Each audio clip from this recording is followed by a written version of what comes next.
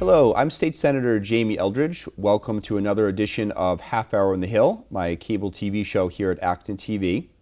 And I am so proud and so honored to have with me as my guest today Bobbie Dressel, the co-lead of the Littleton local group of Moms Demand Action, one of the major gun safety organizations in the country. So, Bobbie, thanks so much for coming on the show, and we've got to know each other pretty well over the past year, but thanks so much for coming on the show. Oh, thank you so much for having me, and thank you for all that you've done to keep our communities safer and to be such a lead. I keep telling everyone I'm just so lucky to have you as my state senator. Oh, well, thank you so much. Thank you so much. And I know last week when the Senate was debating the gun safety bill, the SAFER Act, I was saying that I've always supported stronger gun control measures as a legislator, but really got more involved this past session as a result of the Globe investigative series at the Houghton Mill in Littleton. So I want to talk a little bit about that. But I think the first thing is because I think really the fact that now we're at a point where the House and Senate have passed gun safety legislation that really wouldn't happen without grassroots organizations like Moms Demand Action, as well as the Mass Coalition to Prevent Handgun Violence. And I'm just wondering, how did you get involved in this issue as a Littleton resident, obviously as a mom and someone that was involved in civic activity? What got you involved in this issue? Yes, well, I got involved specifically with Moms Demand Action a couple years ago, but really after the school shooting at Sandy Hook, it was just so horrific. And friends of mine at First Church Unitarian started a group within our church to try to see what we could do. We marched on Washington. We expected change to happen. Yes. And it didn't. It didn't nationally, right? Was very depressing. And then my advocacy had to take a back seat while I helped care for my parents in their decline. And then when the shooting at Uvalde happened, my friends and I were part of a vigil at the Congregational Church in Littleton, and my co-lead Susan Palmer said, we have to start a Moms Demand Action in Littleton. We have to. And our Erica Podgorny, who's our membership lead, said, I'm in. So we started talking with Moms Demand Action at the state level, and then the Boston Globe article came out about the mill, and suddenly Littleton was the number one, the largest location for gun dealers under one roof in the country. In the country, not just the state, but the country. In the country. And we were appalled. My girls went to Kelly's Music. Yeah, sure. We lived in the mill when they were younger. Like the concerts, the number of hours we spent there. And my girls are older now and they no longer go, but just to think that other families are now, were becoming scared to send their kids there. Exactly. Because of the guns. So then the mill just made even more people in town rally around, we need change, especially, I thought, okay, the Attorney General is going to come in and fix this. The police are going to come in and fix this. And then when I found out there are loopholes in our gun legislation, and and you probably are the one who said to me, we got to make change at the State House. Right, exactly. And that just solidified we need action in our town. Absolutely. And Moms Demand Action was an organization you were already sort of a part of, related to the tragedies at Sandy Hook, or? Yes, so I was always a member of Moms Demand, but as far as starting a local group, that didn't happen until after the shooting at Uvalde and then the mill. Sure. And we officially started, we're very new. We had our first official meeting September 2023. Okay. And how was that first meeting? And just sort of as someone that's getting into, now suddenly you're the co-lead, you're more of an organizer. What was that like? Well, I've always been an activist. Okay. It's kind of been in my bones since I was a kid, and I love organizing. And so and now that I have a little more time in my life to be able to do that, it was so great to be able to bring people together and say, I can help talk to the state folks and figure out what we need to do, and then make it so it's easy for you to tell your friends to take action. So we have about a core group of just about 6 of us who meet monthly, but we have an email list of over 50, and then with my network of family and friends in Massachusetts, that gets to over 75. Okay. So what's exciting is being able to work at the state level, get the information, and then pare it down in a way that's quick and easy. Exactly. And that's so key, because Yes. I think that's the thing when I talk to different groups, is that unless you make it very simple, here are the action items, easy to get lost in just the general news. So. Exactly. So that's my goal. In fact, the emails that I send out, I'll spend so much time crafting this email because I want to make sure it's a click away for you to take an action. Exactly. And if you have a little more time, click here. Yep. And if you have more interest, click here. Absolutely. And I do have to say, with everything going on at the State House, I'm worried that people are getting annoyed with my emails, you know? I haven't received any emails saying, please stop sending me this information, you know? But Right. what I have heard when I called President Spilka's office, they said, oh, we know what you're calling about. They said, we're getting so many calls. It's like, it's working, you know? Right, exactly. Yeah, and often when elected officials, have that reaction, that's the point, is that you're having that impact. Yep, exactly. Yep, Yeah. to move policy. Exactly. So I know, obviously, at the beginning of this session, to his credit, Speaker Mariano, said, we're going to do a gun safety bill. The co-chair of the Judiciary Committee, who I co-chair with, Representative Mike Day, was, sort of charged on the House side with coming up with a bill and did this tour across the state. And I was just wondering if Moms Demand Action, if you were involved with that effort, which was, I think, a very positive effort. So. Definitely. So I have to say, Moms Demand Action was very involved with the listening tour. I personally wasn't involved because I had some family issues in the beginning of last year that made it impossible for me to participate in that bit. But Moms Demand Action across the state were very, very involved. That's great. That's Yeah. great. And in the beginning, were there certain key things that you wanted to see in this bill that Moms Demand Action had put together? Yes, so some of the key things we wanted to see were ghost guns. Survey just came out in the fall saying that 84% of Massachusetts residents want to see ghost guns off the street. Sensitive areas, we wanted to get guns out of areas where they don't need to be. Right? Sure. Again, making communities safer. Closing the loopholes in the assault weapon ban. Sure. Yep. That's an easy one. And extreme risk protection orders, expanding that so that they that more people who shouldn't be having a gun Right. at this moment don't have it.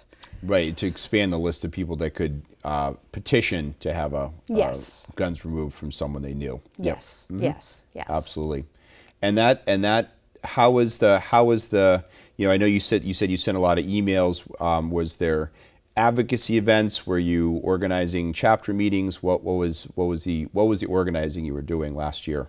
So we were definitely sending a lot of emails. We had our advocacy day where members of my local group went to the State House, and it was funny because you were here and we were there. Yep. But I met with your district rep, who was wonderful, sat with good. us for a half Yep. an hour and just really, really listened to our concerns. We went over to Representative Arciero's office, and unfortunately he was home with COVID. Okay. But we talked with his staffers, so that was wonderful. And then Yep. there was the hearing for the House bill. Oh, I sure. actually testified at that hearing. Okay. How And long did you wait to testify? How long did I wait? I want to say I waited 5 hours. Okay. I waited Okay. 5 hours to testify, and that was my first time ever testifying. And although I was nervous, it was pretty easy because I felt like I was speaking for Littleton. I was Sure. saying, Yeah. this happened in our town, and we couldn't do anything about it. And we were told what has to change is here. So we're asking for you to make the change here at the State House. Absolutely. And you had mentioned that so after Sandy Hook is when you did marching in D.C., is that Yes, correct? yes, Okay. yes. So Okay. friends of mine from First Church Unitarian went to Washington, D.C., and we marched Okay. there. Okay. And did you get to meet with U.S. senators or congressmen or women, or how was that march? At that time, we didn't. We just joined. It was a march, We just joined in the march. Okay. Yeah, and I think, again, very naively, I'll just speak for myself, felt like, yes, here I am, my voice is going to be heard, and change is going to happen. Yep. Right? Change Yep. has to happen after Exactly. this, you know? Exactly. And I always remember, the president, after the bill was defeated, just the utter frustration that he had that even despite this horrific massacre, that there were not the votes to get it passed. Yeah. Yep. Exactly. Yep. And that pivots to the state level. And I think what I appreciate so much about Moms Demand Action and the other gun safety groups is that despite the fact that, or maybe in part because of Massachusetts having such strong gun safety laws, we didn't really have a lot of strong gun safety advocacy organizations in Massachusetts. Really not since Sandy Hook, I would say. So it was the gun rights groups that were most active. Mm-hmm. So it really kind of had a void that even legislators that weren't maybe as focused on this issue, they weren't even sure who to consult about sort of gun policy and what the details were. Yes. Yeah. Yeah. So. And I know that the Giffords group that was found by former Congresswoman Gabby Giffords after the horrible shooting that she endured, that's been also a real influence on gun policy at not only Massachusetts State House but states across the U.S. Definitely, and we tapped into their services as well when we were working on our bylaw in Littleton. Yes. And they were very helpful. We were very helpful with that. And so you were, as I thought you were very active with the Littleton gun bylaw as far as restricting gun dealers? Yes. Mm-hmm. So separate from, or before becoming a co-lead Yes. of Moms, yes, I was very involved in and working towards getting a bylaw to restrict the number and locations of where gun dealers would be in our town of Littleton. Sure. And what was that experience like? Because I know it was a pretty close vote, right? It was. And I remember that right before that vote, there had been so many opportunities to speak. And this last time I thought, I don't need to speak. I've said so much. Mm-hmm. I don't need to say anything. And of course I was like, I have to get up and speak again. And what I said is, we've spent hours talking about how we want to make our community better.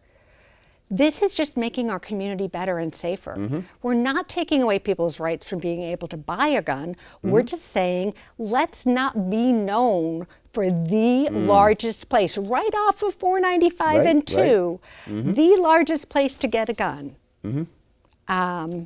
And so it was hard. It was, I do have to say, I did have compassion when I would hear some people get up and say, I'm afraid you're going to take my gun. Mm-hmm. And I thought, who do you think is going to take your gun, mm-hmm. right? Mm-hmm. But that's a real fear, and I want to understand that more. Sure, right? Yeah. And why do we need so many guns? Mm-hmm. So the process also opened up to me the need to understand the argument on the other side as well. Absolutely. Very important questions. We're going to take a break right now from Half Hour on the Hill, and we'll be back in a moment to continue speaking with Bobbie Dressel, co-lead of Moms Demand Action Littleton Local Group. Thank you.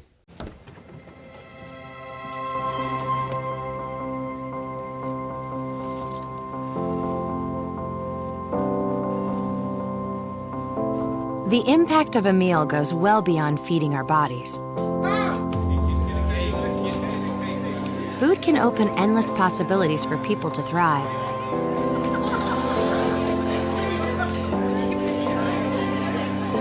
Because when people are fed, futures are nourished.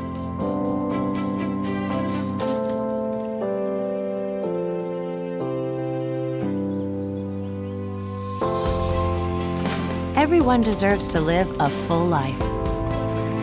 And with your help, together we can end hunger. Join the movement at feedingamerica.org/actnow. So welcome back to Half Hour on the Hill, and just having a great conversation with Bobbie Dressel, the co-lead of the Littleton local group for Moms Demand Action. And Bobbie, we were just talking about the sort of conversations and interaction over a bylaw, successful bylaw at Littleton Town Meeting to limit the number of gun dealers, licensed gun dealers in Littleton. What was that experience like? Because I will say that issue, and I sometimes feel like Littleton residents don't properly realize, legislators from across Massachusetts were talking about the mill and that how many gun dealers were. So it actually was an issue that really framed the debate in the legislature and I think helped pass legislation. But what was it like at first at the local level?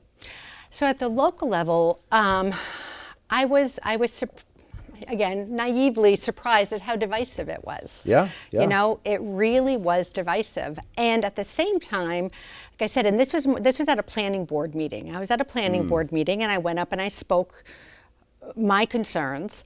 And then I had to sit back and say, just be open. Be open to everyone's concerns. And a gentleman got up, and he was scared. I even think he might have been shaking a little bit, saying, "You can't take my guns." Yeah. And I remember thinking, okay, first of all, why do you think you need so many guns? That's my personal.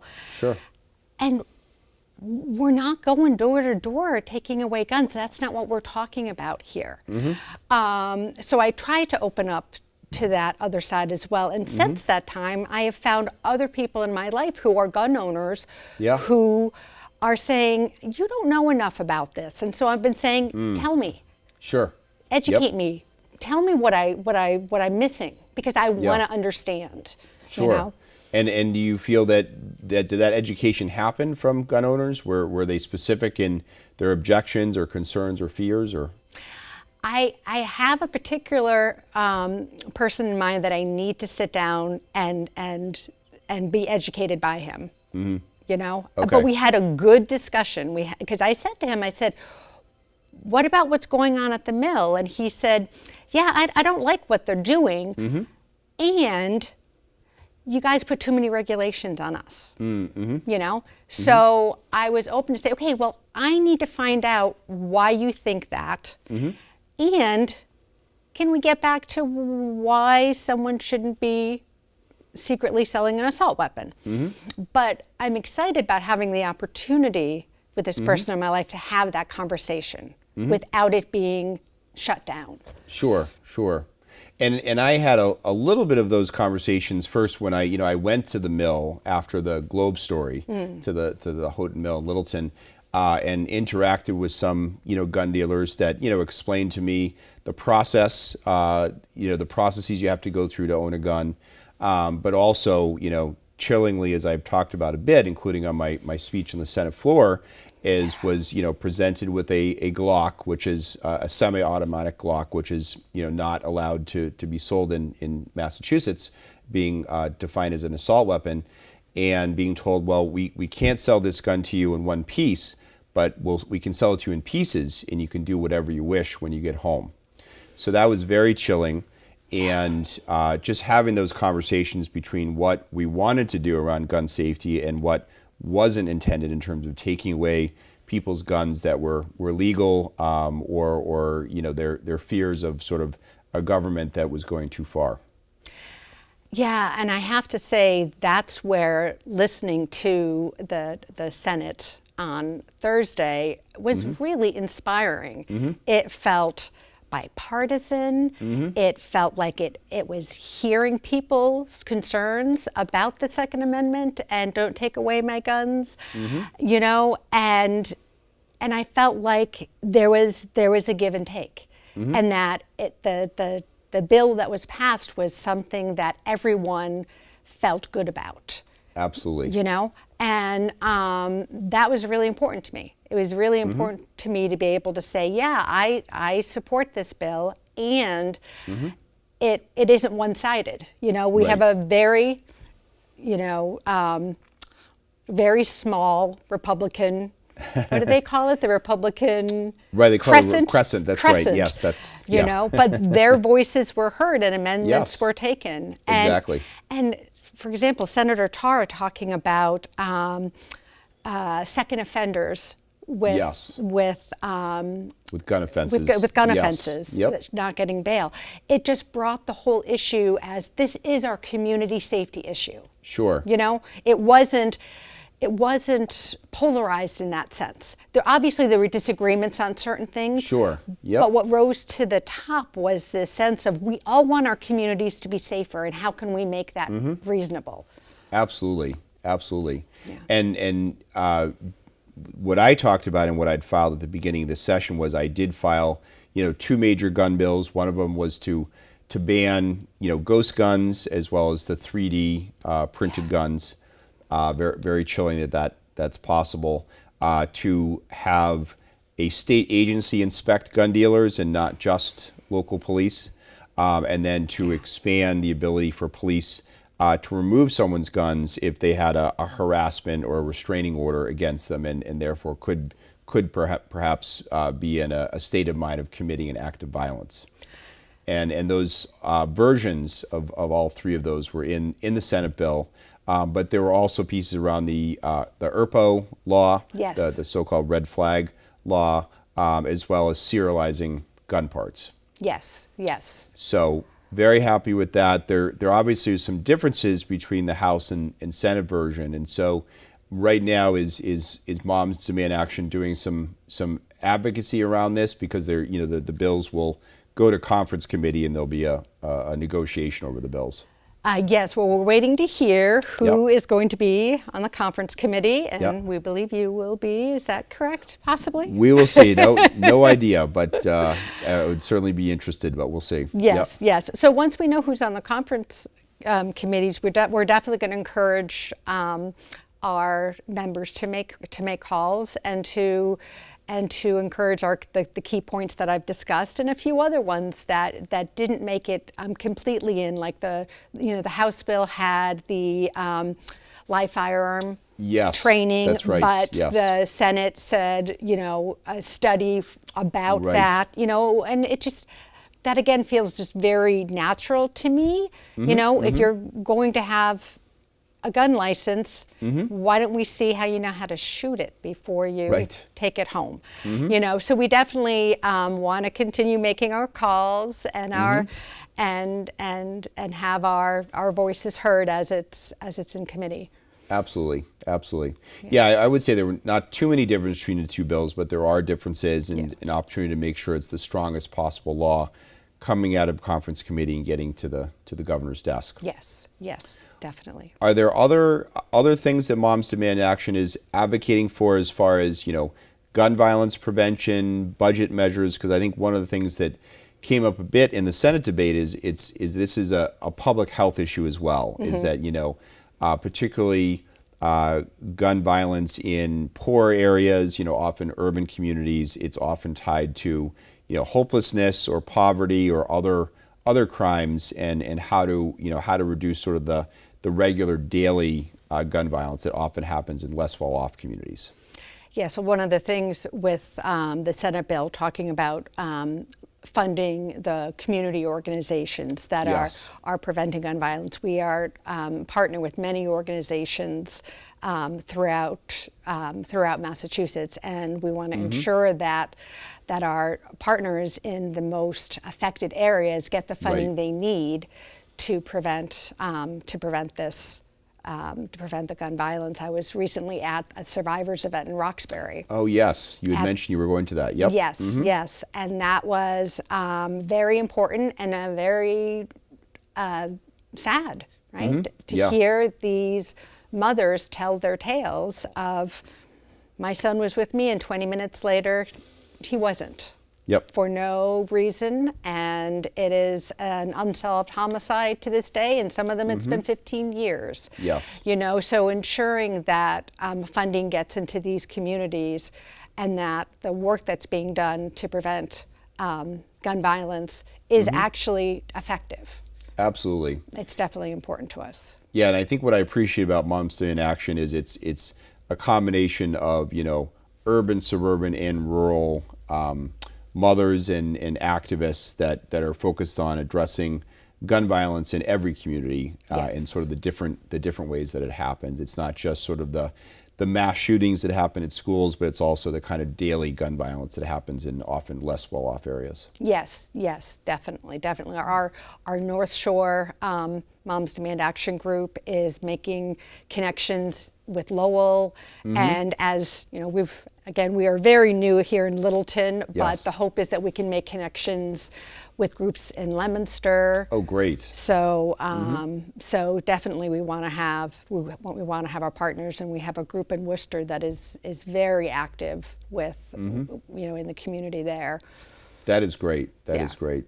Does the Littleton local group have then monthly meetings, or how do you co-lead the group? So we have monthly meetings, and we just at the beginning of this year have decided we're going to have 2 meetings a month, offer 2 meetings a month. Okay. To be able to have one meeting be the planning. There's so much going on across the state. Yes. But there's plenty of people who say, I don't want to come to a meeting and just hear about other meetings. I want to know that I'm doing something. Right. So, for instance, this month we'll have a meeting for our planning, and then another meeting to create care cards for survivors of gun violence. So we're trying to appeal to lots of different people's needs. Some people who are maybe more like me, like, ooh, what's going on at the State House? I want to know. I want to organize. And other people are like, okay, thanks for doing that. I want to know that I'm making an impact in this hour I have on Saturday. So that's what we're doing on Saturday. We'll be creating care cards, and care cards go out to survivors of gun violence on the anniversary of their event. And the survivor of gun violence requests this. Sure. And so they're very personalized, and Amy Clark is the head of our survivors network here with Moms Demand Action, and so that's what we're going to be doing. So we try to bring it back to set actions as well. And that is so helpful, because I think that's one of the things when I meet with advocacy groups on any issue is that, you know, unless you have that set action, here's a specific pragmatic thing, a thing that could pass, whether a law or a budget item, it's easy to get sort of discouraged about, you know, what kind of a difference am I making for attending a meeting or getting involved with a group. Exactly, and with this year too, there's so much exciting things going on with it being an election year, right? And so we're going to have so much going on with supporting gun sense candidates, and of course this legislation, which we hope gets wrapped up quick, but we know it could take, you know, could take several months. We have an advocacy day that's going to be planned in May. So we just have so much going on, so much for people to really feel like they're making a difference. That's great. Well, I want to thank you. You have made a difference, and to think that you got involved with this group just as far as being the co-lead just last year, and now you have gun safety legislations passed the House and Senate. So thank you so much for coming on the show. Well, thank you. Wonderful to talk to you. And we've reached the end of my Half Hour in the Hill cable TV show, so thanks for watching. And I want to thank Bobbie Dressel, co-lead of the Littleton local group for Moms Demand Action. Thanks so much for watching.